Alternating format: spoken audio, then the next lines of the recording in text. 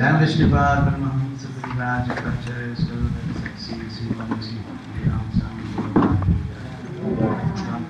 Acharya Swarupa Uvad Jai Vishnupada Paramahamsa Parivrajya Kacharya Swarupa Saksi Sivansi Saram Saraswati Thakur Pujari Advati Vaishnava Pujari Acharya Sri Harinam Prem se Gavadu Sri Krishna Chaitanya Prabhu Nityananda Sudvaita Gadadhar Srivasadi Gaur Sri Radha Krishna Gauri Nata Sham Sundar Radha Vrindavan Dham Giridhar Pradham Raghunath Swami Gangamayi Gangamayi Tulsi Devi Samveda how glorious is Lover Premanandi.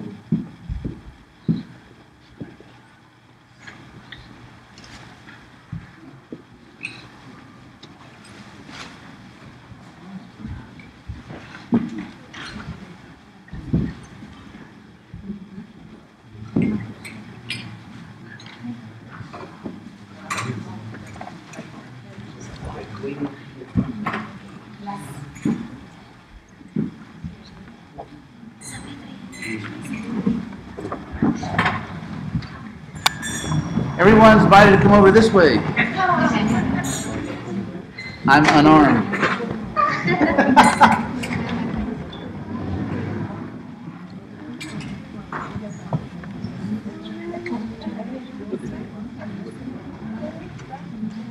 So I'll be turning this when the people are speaking? When they start speaking. Yes.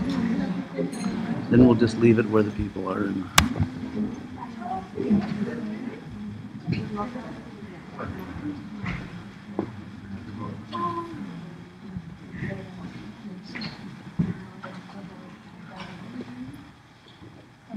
Microphone?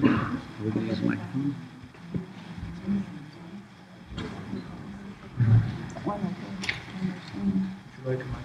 Do we need it? Oh, we have to use this one? Hare Krishna?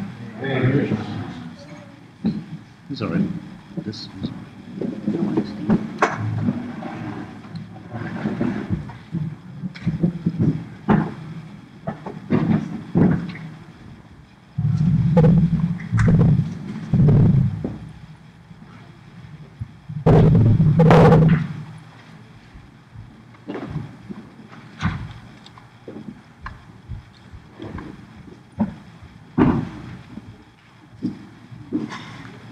Quantas pessoas aqui não entendem inglês? Nada? Ah, não, puxa. Ficou bastante isolado aí, né? Alguém que não entende inglês aqui? Não. Hare Krishna. Adar, talvez, se você fica um pouco atrás, talvez você pode traduzir para ele.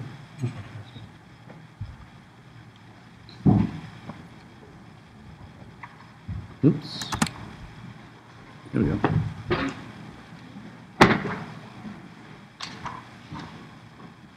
So, if anyone's holding kartals, please put them down because there is one of the laws of nature is that kartals will fall on the ground during a class.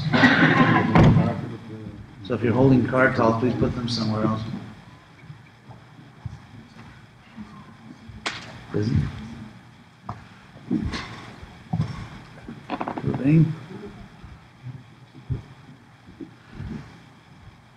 So I'd like to thank you all for coming. As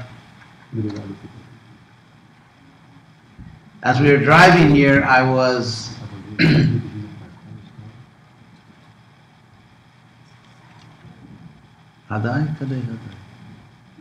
Oh, você tem uma voz potente, né?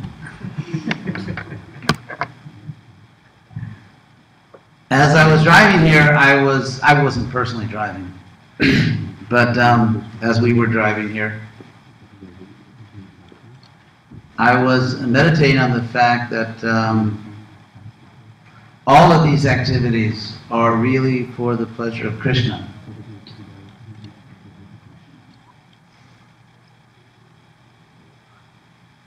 And we're all part of Krishna. So, in the material world, usually if someone wins, someone also loses. It's the nature of the world. It's called in English a zero-sum game. It means if someone,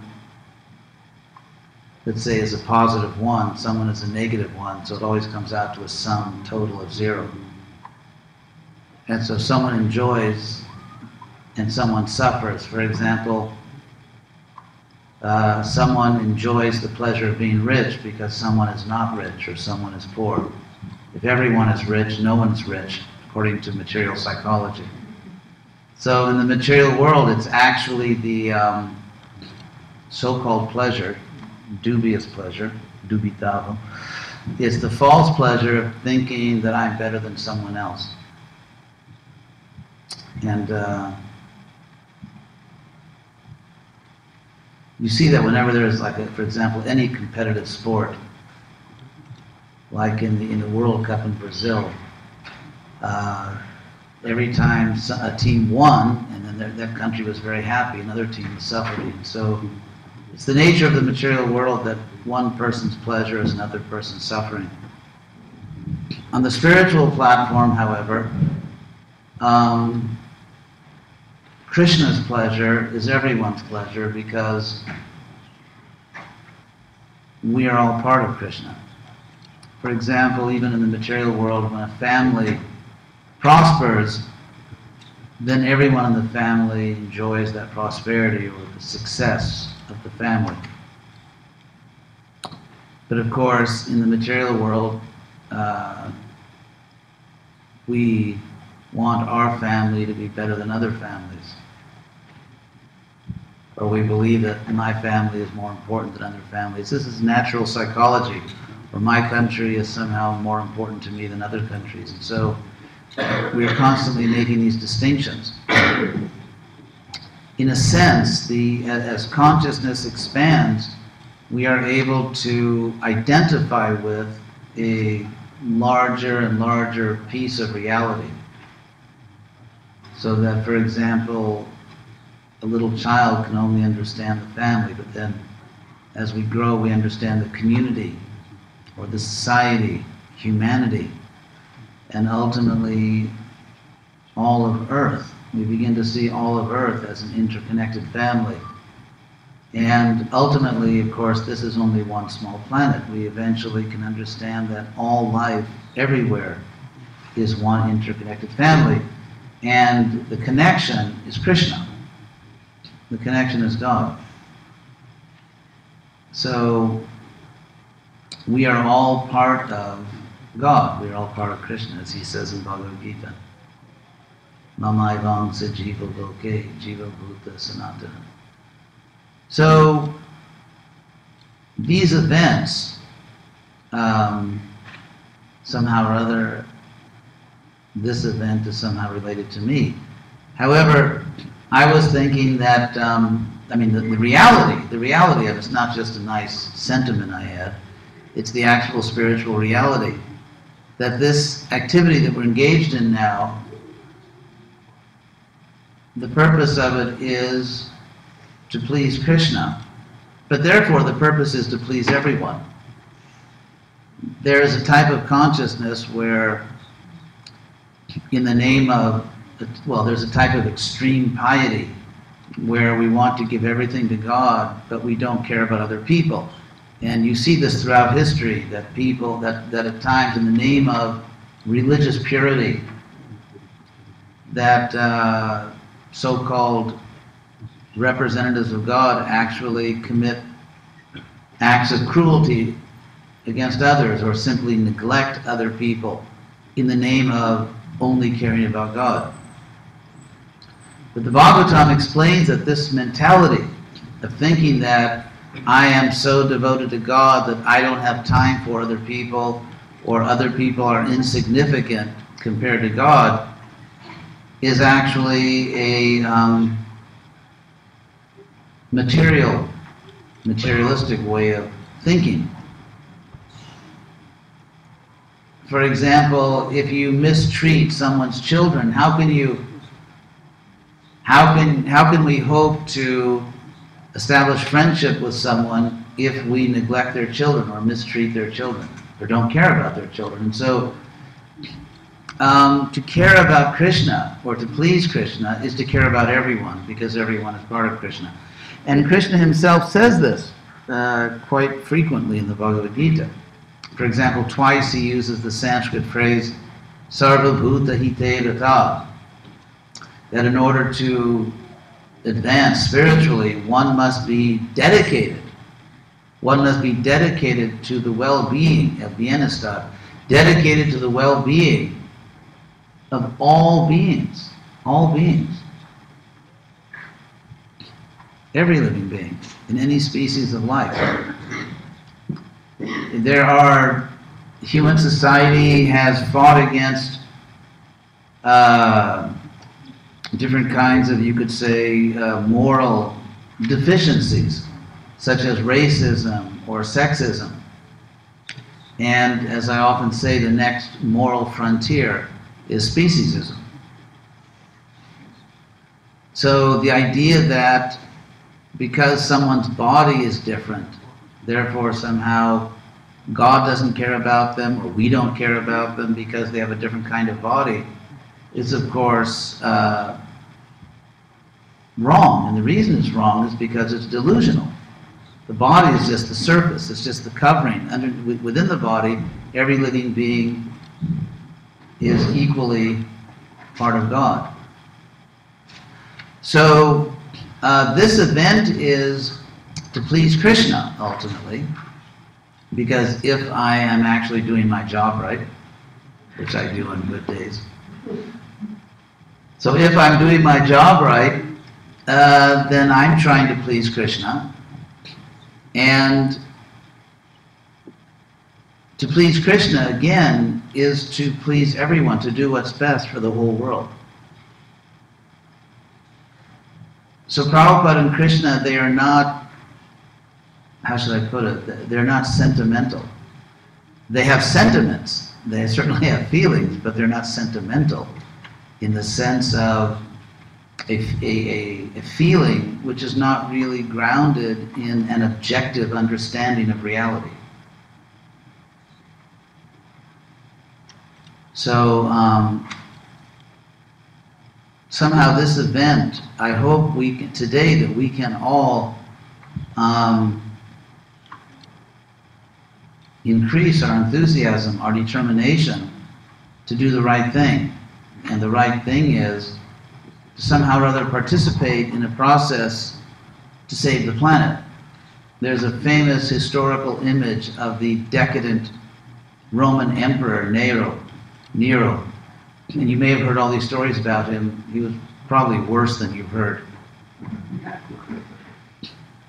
They say that he was playing, what was he supposed to be playing while Rome burned? Fiddle. Actually, that is an anachronism because fiddles didn't really exist during the time of Nero, but it was probably some kind of stringed instrument or a lute. So, anyway, we hear about Krishna. The delegation from Iowa. What's that? The delegation from Iowa. So, why does this historical image, which something like that probably happened, Nero was certainly crazy enough to do something like that. The idea is that, in fact, people say that he set fire to the city, but that's another point, because he wanted to redevelop Rome and he couldn't get the permits. So, but anyway, the idea of Nero fiddling or playing some kind of instrument for his own amusement while Rome was burning has become a powerful historical symbol of ignoring significant, urgent need of large numbers of people in order to engage in oneself and one's own amusement, to engage in relatively idle pursuits, ignoring a great need especially in a case where one actually has the power to help solve the problem. So those are actually the elements that make this example of Nero so compelling. That there was a terrible need, the city was burning, with of course, obviously terrible loss of life and property. And he had the power to do something about it, and instead chose to engage in his own sort of superficial amusement. And so frankly, whether you're Nero fiddling or looting while Rome is burning, or whether you're a devotee, practicing, I don't know, practicing some nice little devotional instrument while the world is going to hell, it's not that because we have joined the Hare Krishna movement, therefore, and as long as we sort of practice Krishna consciousness in our own way, that really we have transcended all moral considerations, that nothing we ever do for the rest of our lives is subject to scrutiny, is subject to any real moral judgment. I was making this point in a class I gave to this. There's a devotee network, international network, where they do it by computer and call in. Anyway, I was making this point. It's available on Ustream. Make sure you have a valid credit card when you go there. I'm just kidding. It's all free. So it's the point is this: Rupa Goswami in the Nectar of Devotion. In the Nectar of Devotion, Rupa Goswami explained that one of the causes of failing in spiritual life is what he calls niyamagraha. And the word niyama, if you know your Ashtanga yoga, niyama means the principles or the rules of your spiritual practice. Graha in Sanskrit actually is cognate with English words. It's the source of English words like grasp or grab. Graha, it means to take or to grasp. And so agraha means not grasping or not accepting the rules of bhakti yoga. So if we don't follow the principles of bhakti yoga, our spiritual practice will fail. But also, according to Sanskrit grammar, specifically phonology, you can take this word niyamagraha to mean either agraha, not taking the niyama, not taking the principle or the rule, or agraha, the prefix a in Sanskrit is what's called an intensifier, semantic intent, anyway. It means stronger. So agraha means taking something, in this case, as an end in itself, as sufficient, not only necessary, but sufficient. And so, as we know, this leads to a mechanical concept of devotional service, where you can literally cut out the devotion and still think that you're an advanced devotee because you got up at the right time, and you dressed in a certain way, and you marked your body in a certain way, and you went to the right address, namely the temple, and you sang a certain song. And it's not, and so you can actually think that it doesn't matter what's in your heart. The devotion doesn't matter. I went through all the mechanics. Because if you think about it, in the material world, the way we, so to speak, master something, or the way we, dominar uma coisa, the way you master something in the material world is you figure out how it works, the mechanics of it, and then you control it, right? I mean, that's the theory behind all forms of engineering, including, you could say, what do they call it nowadays, biomedical engineering, all these things. Whether it's in the medical field, whether it's in the field of, building buildings or rockets, it's a question of figuring, and so because the material world presents itself to us as a mechanism, as a cosmic mechanism, therefore there is this hope and enthusiasm that when we completely master the cosmic mechanism, we can control the universe. And this was the idea of one of the earliest and greatest material scientists, Hiranyakashipu. Because from the Vedic point of view, by performing certain kinds of yoga or austerities, you are actually manipulating the mechanism of the universe, and you gain power. And so, of course, the reason why, it's a very tricky thing, uma coisa delicada, because on the one hand, there is a practice of bhakti yoga called sadhana bhakti, which we have to engage in, and it is, you could say, a mechanism, like you chant, you hear, it's physiological, and you study. So there is a practice, and a practice by definition is something which is, you could say, mechanistic. You do this, you repeat the same thing, and it's based on the assumption that certain causes produce certain desirable effects. And so, and yet, if we become too absorbed in the mechanism, and we forget that, that the whole practice of bhakti yoga is really just to help us to develop the right kind of feeling, the right emotion, which is devotion to Krishna. If we forget that, and then we fall into the illusion of trying to lord it over bhakti yoga. Because after all, we come into the material world to control the world, to enjoy the world, and so there's a tendency to reduce the practice of spiritual life down to a mechanism so I can master it. And in a sense, it's this kind of this comical, tragico-comedic irony where in order to practice, in order to submit to God, in order to surrender to God, I lord it over the process, or I think I've become the master of the process.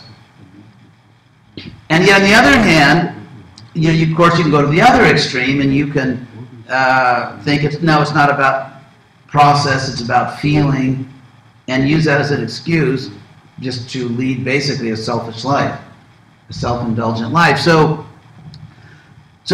you can fall on either side, but just as it is a serious mistake to think that bhakti yoga is merely a mechanism,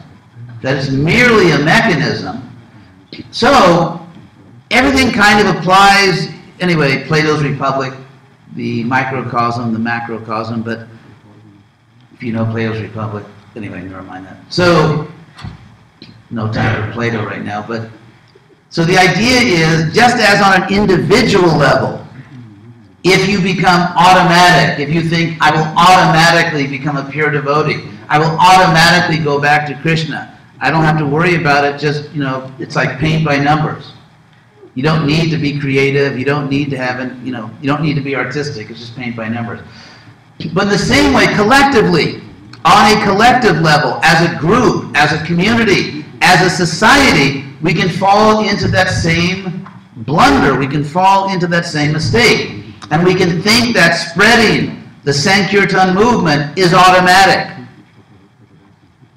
It doesn't require you to have a proper feeling for the conditioned souls. You don't have to care about what they think. You don't have to care about their taste, their feelings, their fears, their expectations. In other words, you don't have to care about them because non-devotees are there to be involuntarily purified. And therefore, if you go out to chant Hare Krishna on the street, how does the public think? What do they think about it? Irrelevant. In fact, if you even care about those people, it shows that you don't have faith in the automatic power of the process. And so actually we fall into this niyamagraha on a collective level, on a group level. And the public's not buying it, to be perfectly honest, because they have enough common sense to know that they should follow people that actually care about them and show they care about them.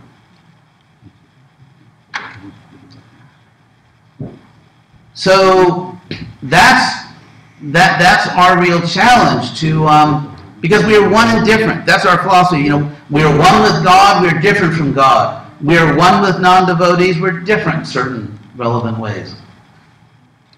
But until we really feel the oneness, if we are stuck on a neophyte platform where we think that we just perform rituals, I'm not saying we don't perform the rituals, they're very important. But if we think that simply by performing rituals and we can just automatically save the world. There is a very important verse in the Bhagavad Gita.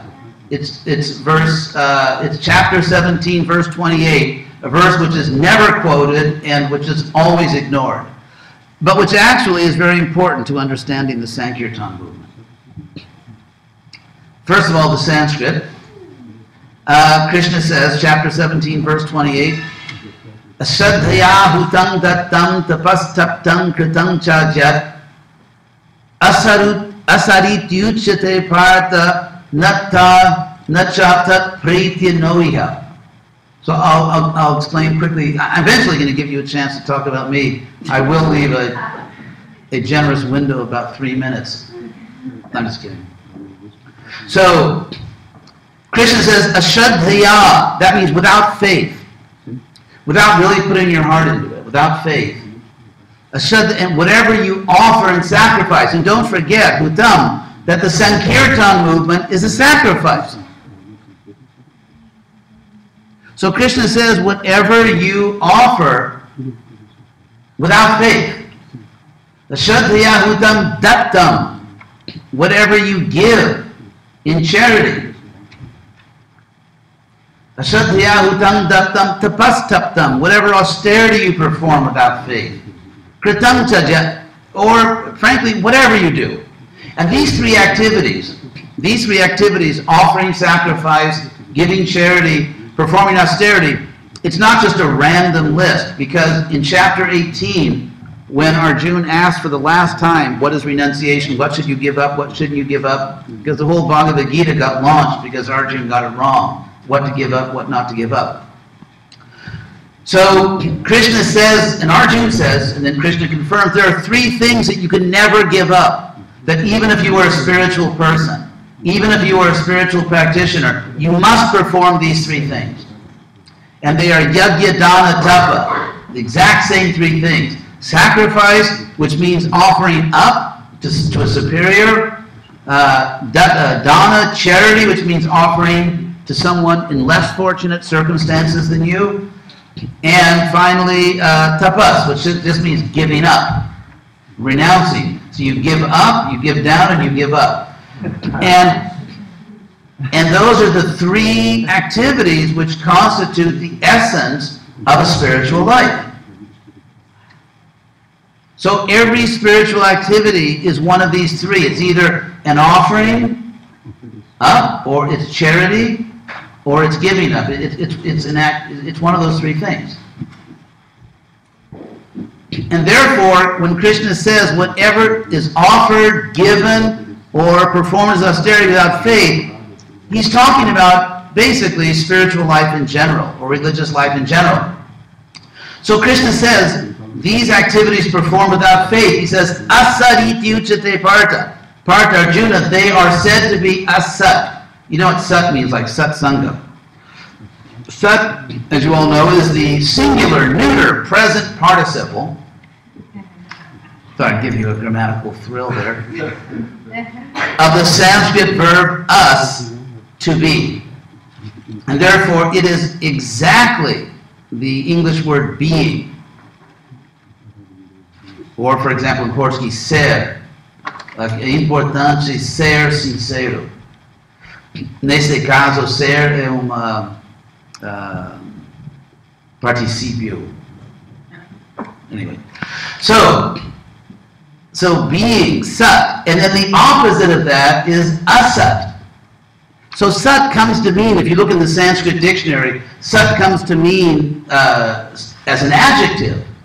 It becomes an adjective as in satsanga, which means true, real, spiritual, correct, and asat is the opposite, untrue, unreal, incorrect, illusory, and so on. So Krishna says any religious activity which is performed without faith is asat. It is asat. It's not real. And Krishna says, nacha tan pretya. Pretya, Portuguese parchindo. Pretya means departing, and it's a way in Sanskrit of saying in the next life. Iha pretya means in this life, and parchindo, departing in the next life.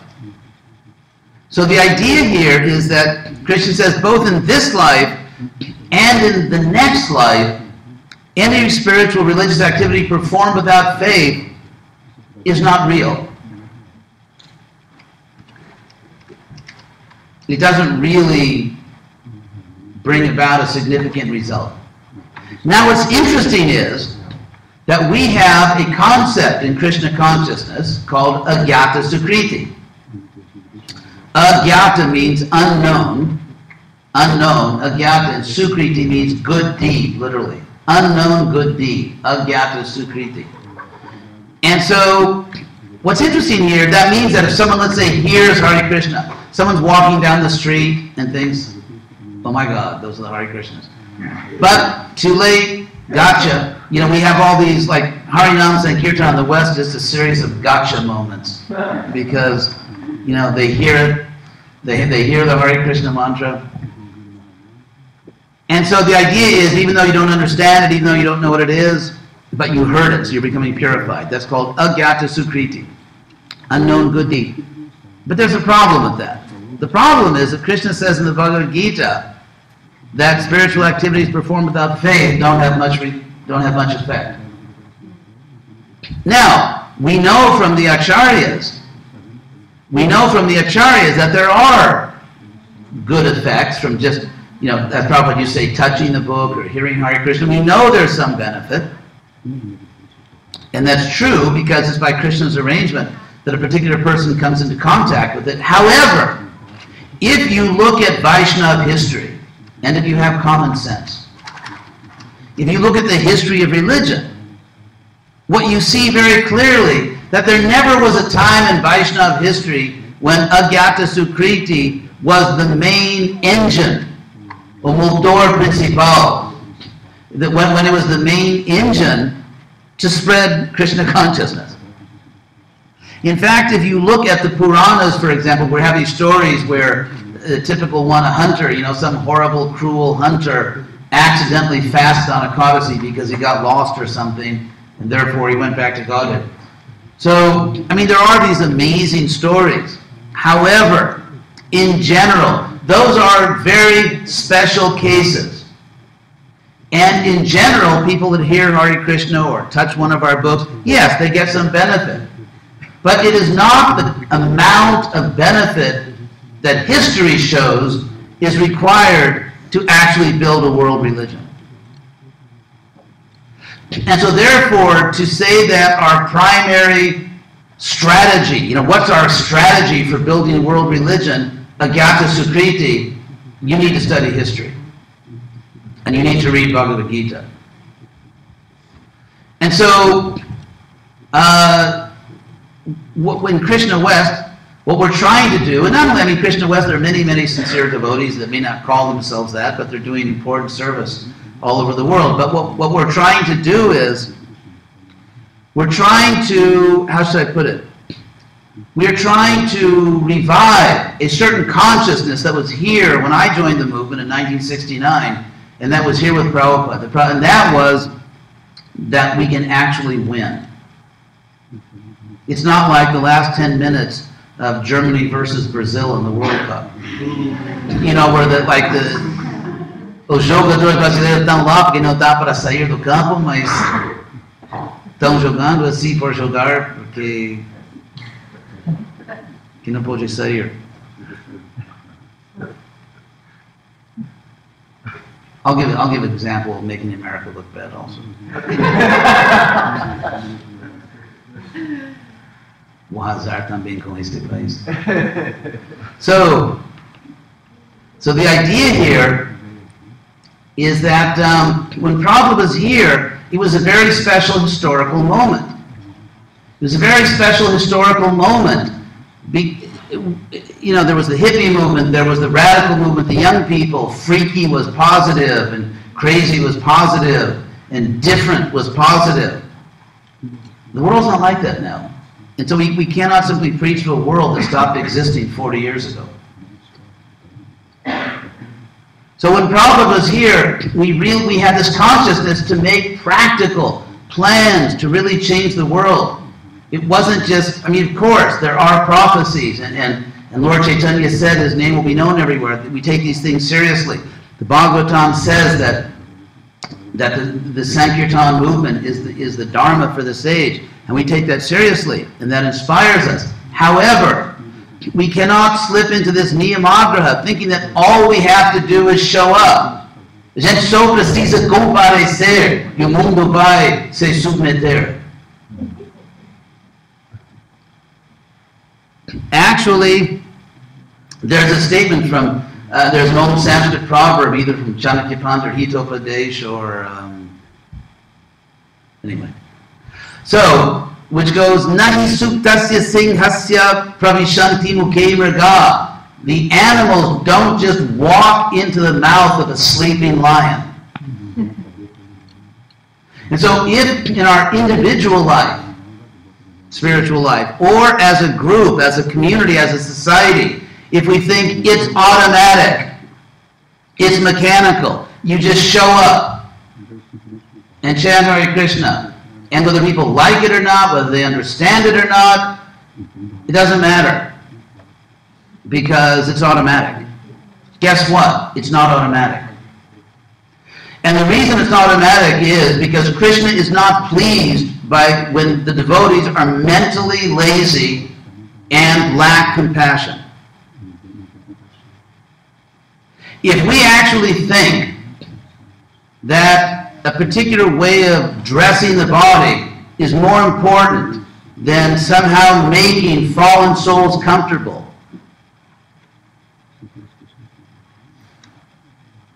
is that what you call ocean of mercy?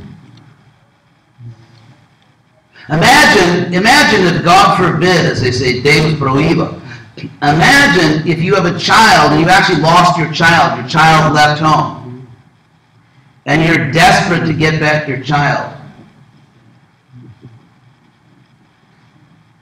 And the child says, okay, you can come and see me, but don't, but whatever. The child says, I'll talk to you, but only if you do this or that. I mean, what parent wouldn't do anything to get their child back? I mean, anything decent. The child says, well, prove you love me by killing 30 children. I mean, obviously we're not going to do that.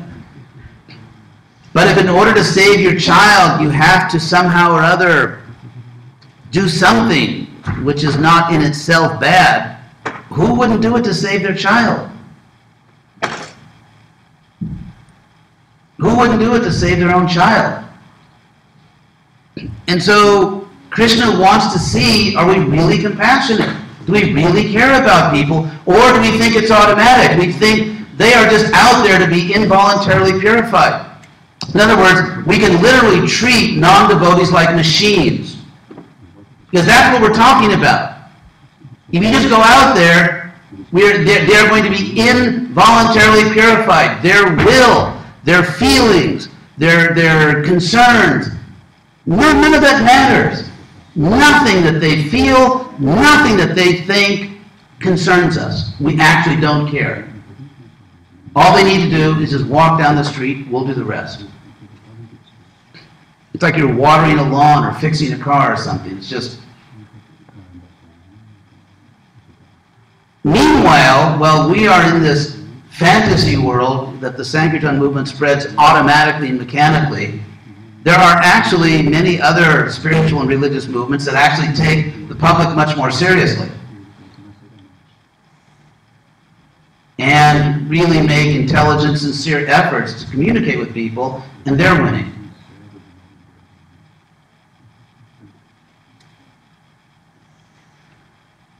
So our own spiritual life is not mechanical, and the process of helping others is not mechanical. It's in terms of Krishna. Krishna says 3 things should never be given up: sacrifice, charity, and austerity.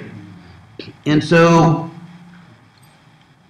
we have to have that real devotion of making a loving offering to Krishna, offering our life to Krishna with real love and devotion. And we have to give real charity. Krishna even says in the Bhagavad Gita, charity in the mode of goodness. In the Bhagavad Gita, Krishna says charity in the mode of ignorance is given without respect for the people you're giving to. That is a symptom of charity in the mode of ignorance. You do not respect the people who are receiving your charity. Gita's a good book, you know. We should take a look at it.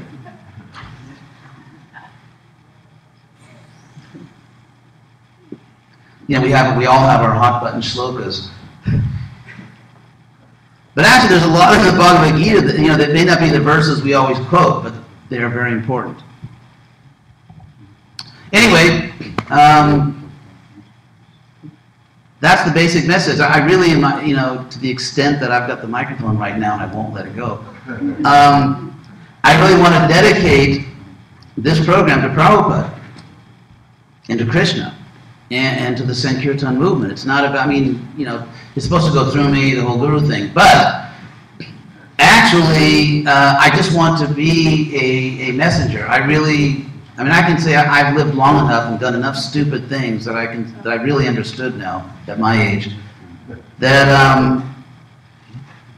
there's really no happiness unless you're just serving and trying to get other people to admire you or something is really, it's pretty miserable.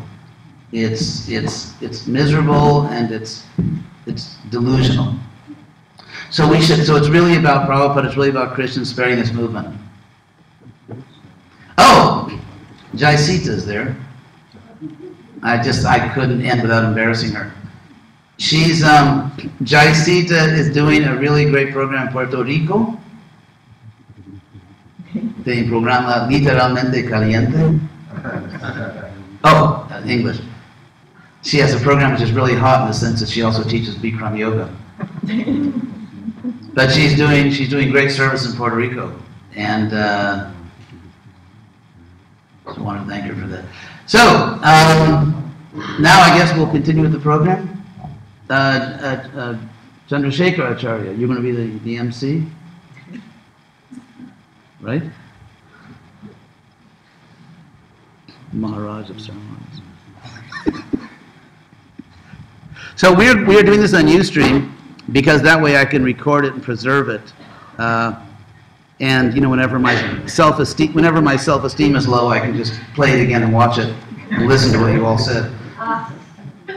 So we're going to make an arrangement where whoever is going to speak, maybe you could come up here and we're going to position this. Yeah. So speak. You'll see yourself and speak right into it. You'll have a wonderful narcissistic experience.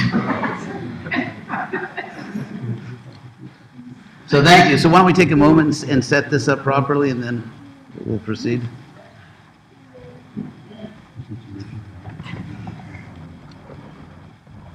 So we'll ask all the way over there. different On a low speakers to table. speak first. We'd like to alternate. Prabhu, Prabhu. Or Prabhu. Or Prabhu. Actually, this time, why don't we let the ladies go first?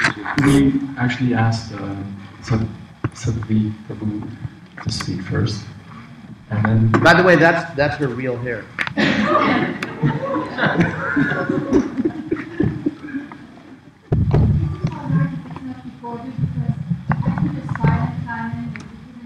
Oh. Actually, why don't we do all the recordings first? Because remember, I turned it off, it may mess up the...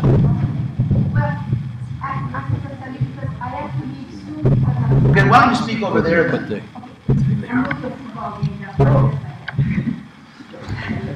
after that, we'll Chandrasekhar? I'll give the mic to.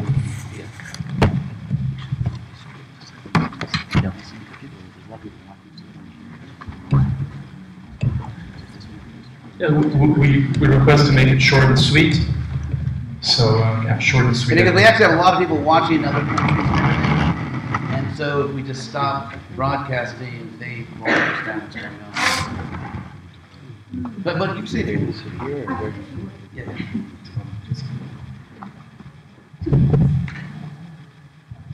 Hare Krishna. Thank you very, very much for this class.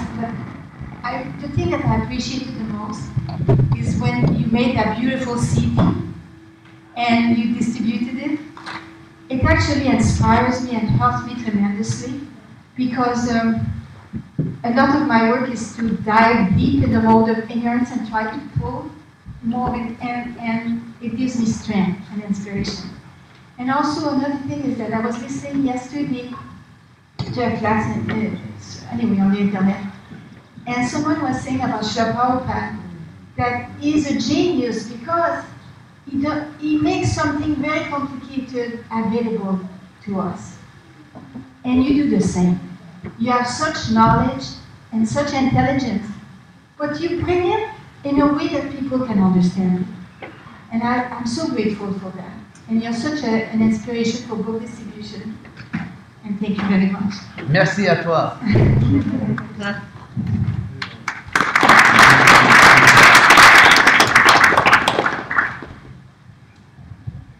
See, put a cushion right here. We're going to turn around this way, or what should we do? Okay. Closer to the left. I realized how I wanted to speak. Tem que sentar perto. Ficar bem encostadinho.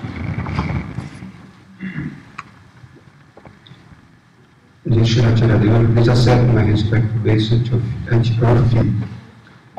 I had get this opportunity to take part in this ceremony and think more serious. How should I be grateful to you? Because of your mercy, I am involved in this movement. Your preaching convinced me they have the opportunity to do some devotional service in the altar, in the BT, in Goloka, and academic work.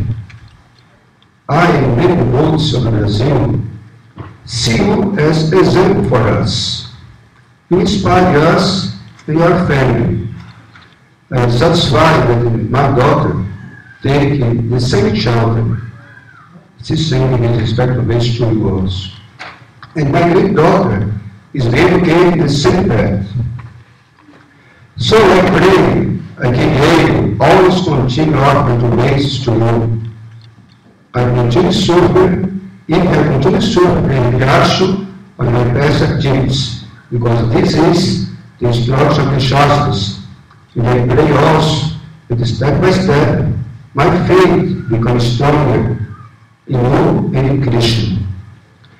Now also I remember one phrase you speak many years ago. You said speaking about the mention of Srila Prabhupada. Srila Prabhupada had the ability of changing without changing. By saying, I think we are doing the same for reason. Thank you very much.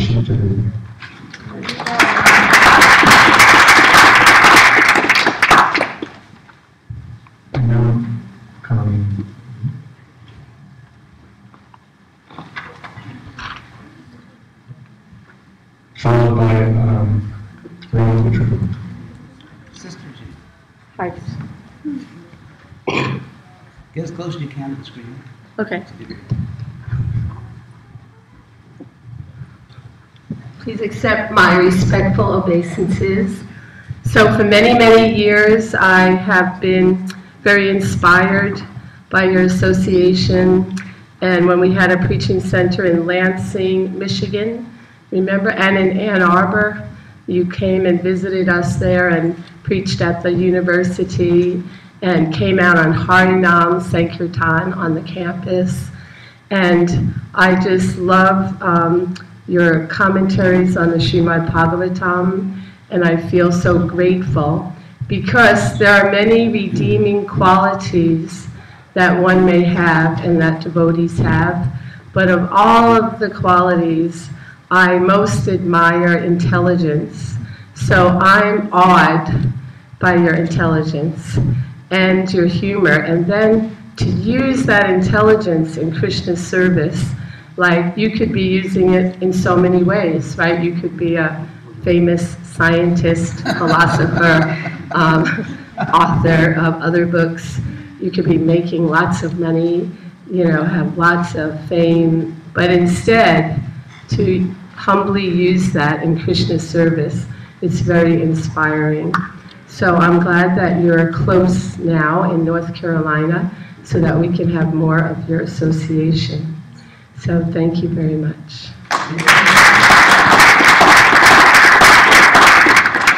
And my husband, Apurva Prabhu, he had to work today, but he wrote something. They said to keep it short and sweet, so maybe I will edit it a bit because he tends to write a lot.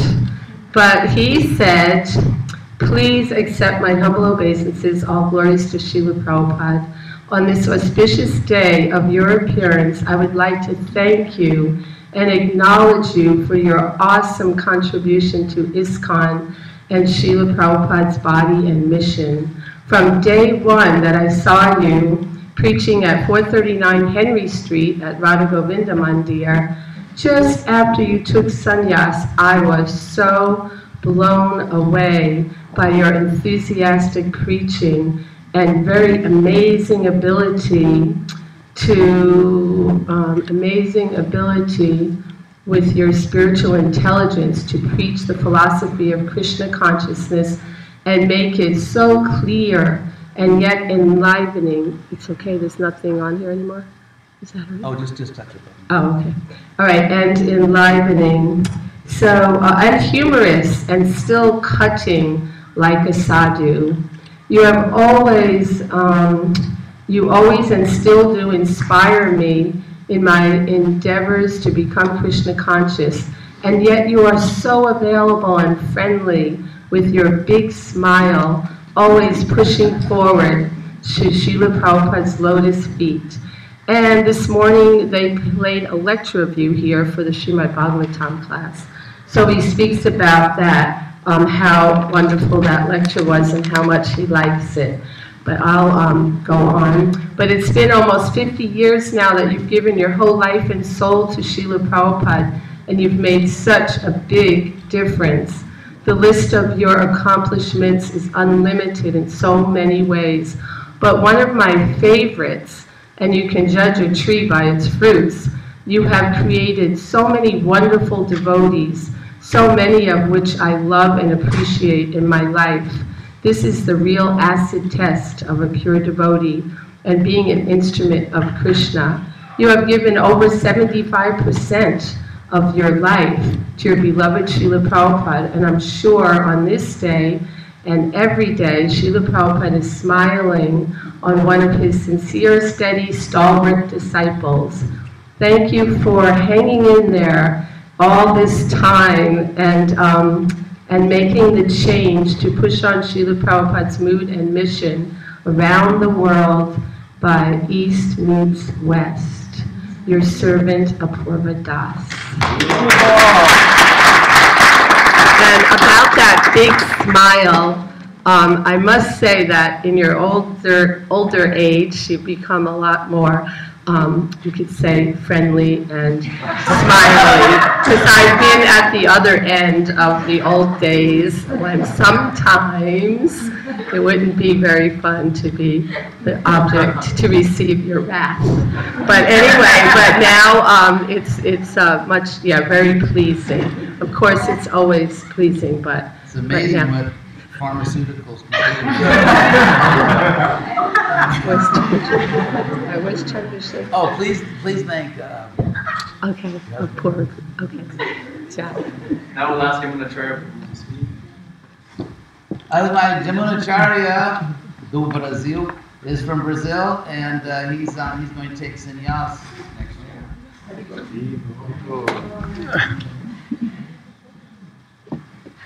Português. Português. Português vale.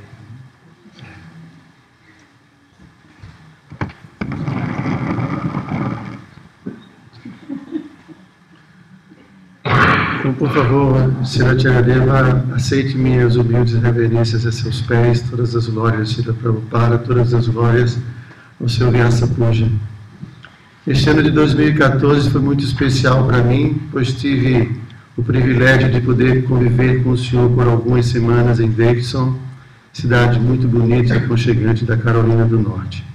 Foram dias inesquecíveis em que desfrutei de muitas caminhadas com o senhor, onde tive a chance de cozinhar e servi-lo diariamente.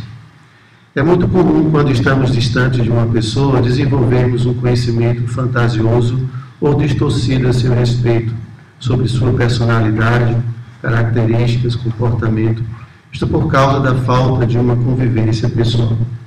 Desta forma, apesar dos poucos dias que estive em sua casa, este tempo foi muito importante para que eu pudesse aprender mais sobre o Senhor, sobre sua relação com Srila Prabhupada, assim como compreender melhor seus planos e aspirações. Não há nada de novo se escreva sobre como o Senhor é dedicado a Srila Prabhupada, visto que todos sabem que praticamente por toda a sua vida o Senhor tem agido neste sentido. No entanto, para mim foi um prazer muito grande poder ver o quanto o Senhor se empenha em defender Srila Prabhupada dos invejosos que tentam minimizar os seus feitos gloriosos realizados através da sua sociedade ISKCON, de como o Senhor trabalha para destruir as contestações que pseudos Vaishnavas fazem sobre os ensinamentos de Srila Prabhupada acerca da consciência de Krishna, e de como o Senhor incorporou profundamente os seus planos de pregação para o mundo. Não há dúvidas de como Srila Prabhupada e Krishna são o centro de sua vida e ações. Infelizmente, muitas de suas iniciativas, como por exemplo o movimento Krishna West, são às vezes interpretadas como sendo apenas um projeto pessoal, ideias equivocadas, etc.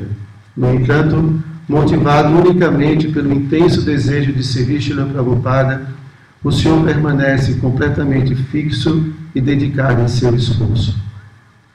Este seu esforço persistente é surpreendente, uma vez que quase todos nós já deixamos de lado o grande sonho de salvar o mundo. Namastê Sarasvati Devi Gauravani Pracharine Nirvishesha Shunyavadi Paschatadesha Tarine.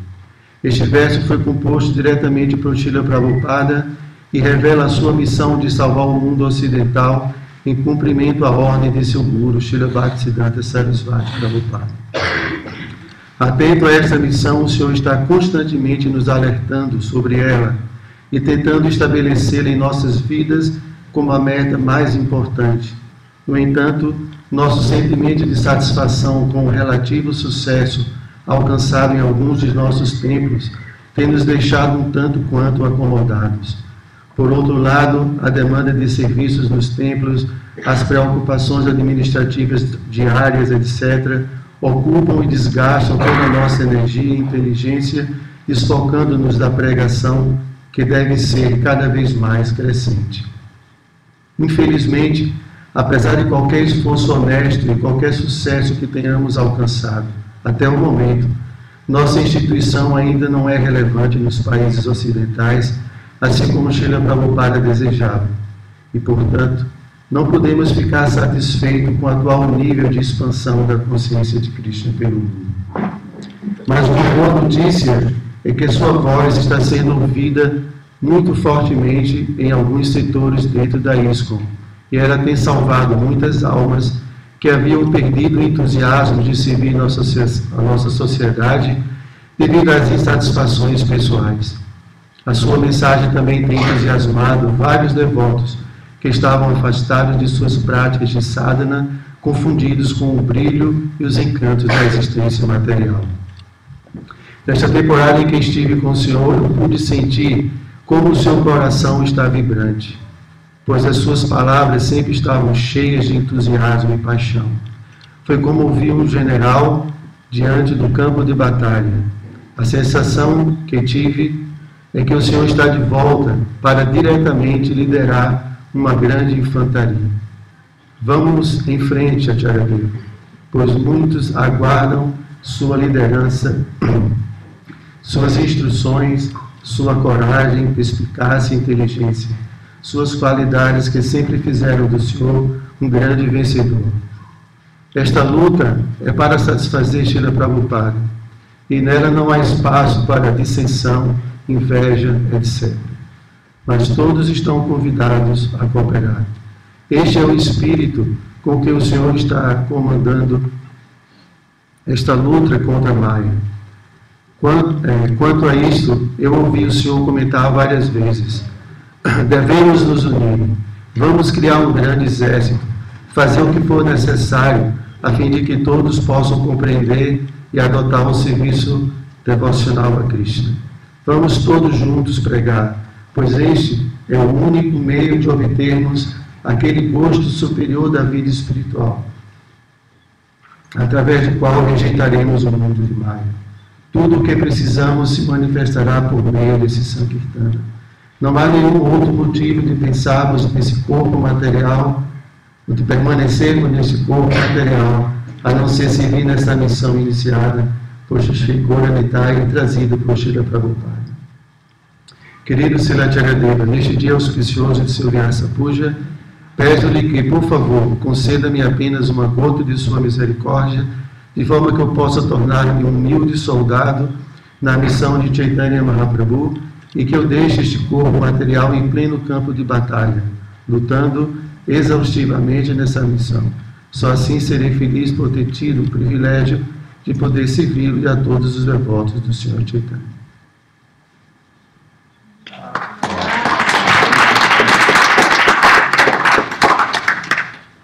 I would like to ask Manjamurti.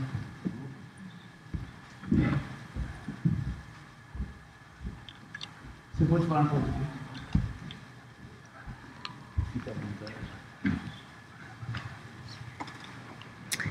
Namo Vishnu Padaya Krishna Prestaya Bhutale Srimati Hridaya H.D.Goswami Tinamine Namaste Guru Hasaya Paramananda Namaste Prabhupada Pramodaya Dishtasidanta.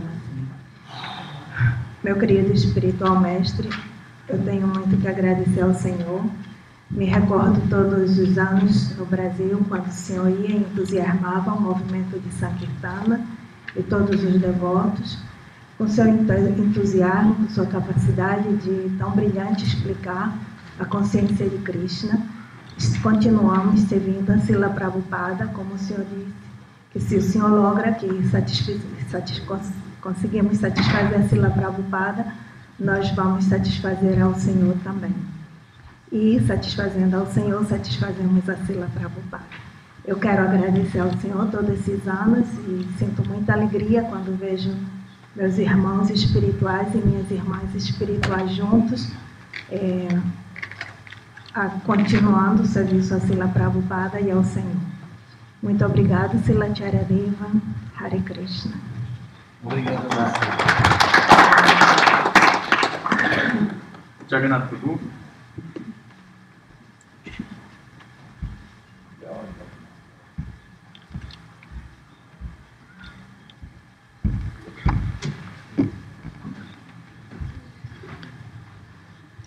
Jai Sivacharya. I will try the best with my English. Yeah, I think right now, a couple minutes ago, I listened to the beautiful offering by Prabhu Apurva. And for so many years, I always think the same. I am the kind of devotee that have a really happy life in ISKCON, being your disciple. I never have any doubt. And right now I really want to thank to you because you give me this opportunity to help you and